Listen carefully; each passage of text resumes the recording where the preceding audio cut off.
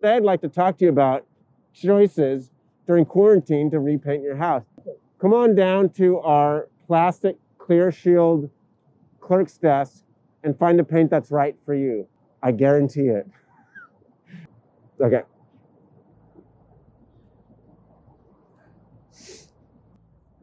I'm Jed Brewer of Kazakgascar, swimming in Bengal, and still occasionally the long distance challenged harvester.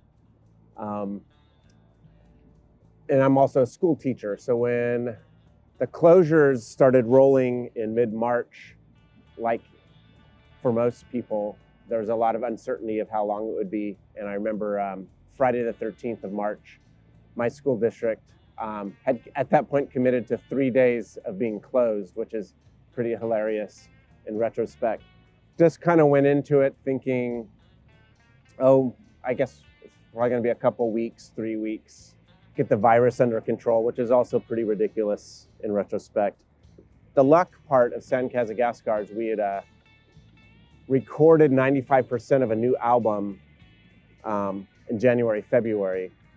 Just had it all in the tank, and we're kind of went into the quarantine session like with an album ready to mix.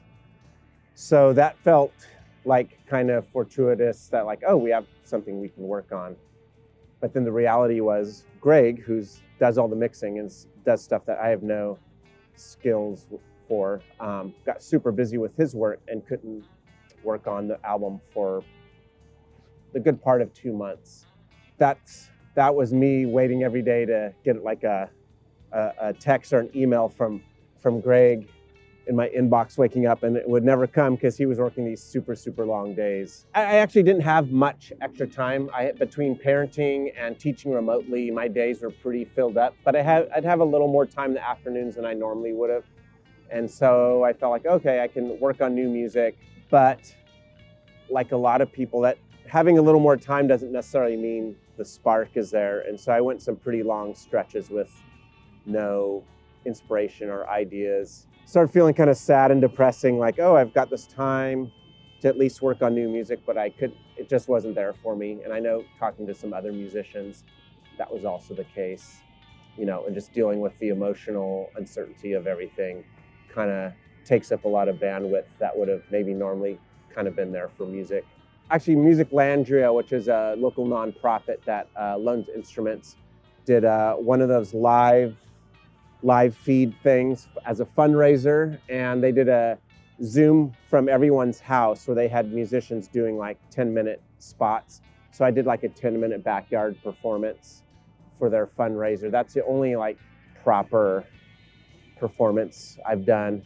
I've done a couple like sitting by the river, like 1 minute, here's my new guitar idea, throw it up on Facebook or whatever. I kind of do that like a lot of musicians, like I think a lot of us are missing that kind of ego feeding where like, oh, I have someone that's listening to my music. And so like, oh, I have this new idea and I'll sit by a river and throw it up on the internet. It just kind of feeds that, and it's kind of a release. The frustrating thing is this fantastic new drummer for Kazakgascar named Anthony Ochipinti.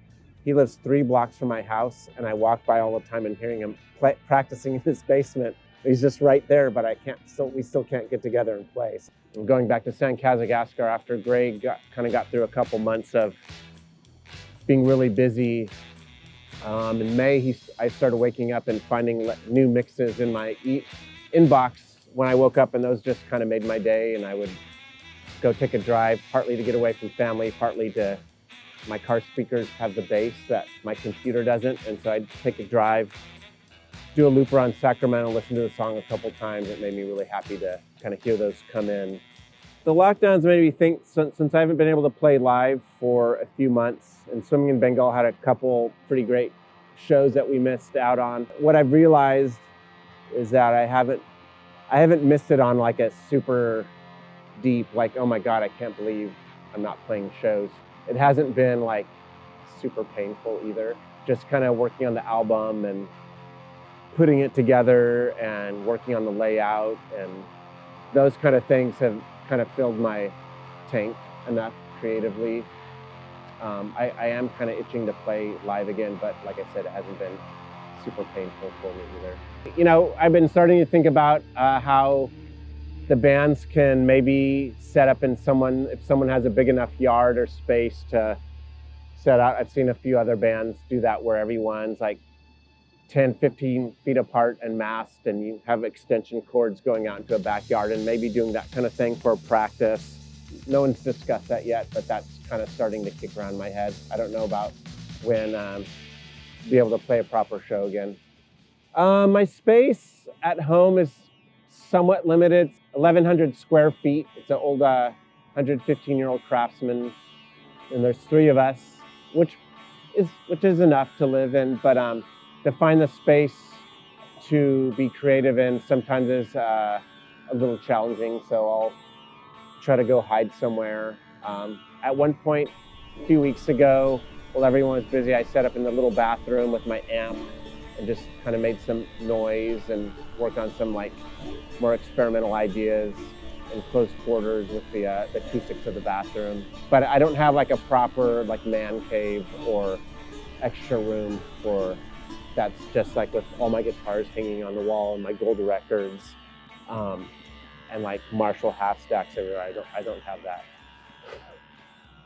For being cooped up with the family all spring, we've got along better than I would have predicted. We've had our moments, but being highly structured has kind of helped us keep our sanity, and lots of little hikes and walks along the river have helped me personally. Having really low dips of inspiration or frustration of not being able to work on music with your bandmates. And just hearing, talking with other friends and hearing their struggles, people losing jobs, one collaborator having COVID, and just being frustrated with the White House's response, how everything down to wearing a mask has become tribal, and dealing with those frustrations. Those have been the lows, and like a lot of us realize you have to kind of turn off the news for chunks of your life to take a breath and not inhale every little nugget of shitty news that the world has to offer. It just makes me think, if someone I know gets it, you can't go near them, so you can't help them. You can't go and bring them stuff. I know inevitably we're all going to be touched more than we are at this point, because it's still spreading, and we all worry. I still have all 4 of my parents are still alive and dealing with their situation of being of age where it's more dangerous, and worrying about them. I've been trying to be optimistic, like, okay, if we all just behave ourselves, we can flatten the curve in a more permanent sense. But what we're seeing in the last few weeks is not indicating that. People are having gatherings, party-saurus pool parties, and that's frustrating, because it's one of those things where I think, some of it is the not believing that it's as contagious as it is, and some of it is, I think, quarantine fatigue. I feel like this is going to continue at some level into the next year or so. It's still going to be active, and it's going to be another kind of brutal round of challenges for all of us. Stay safe.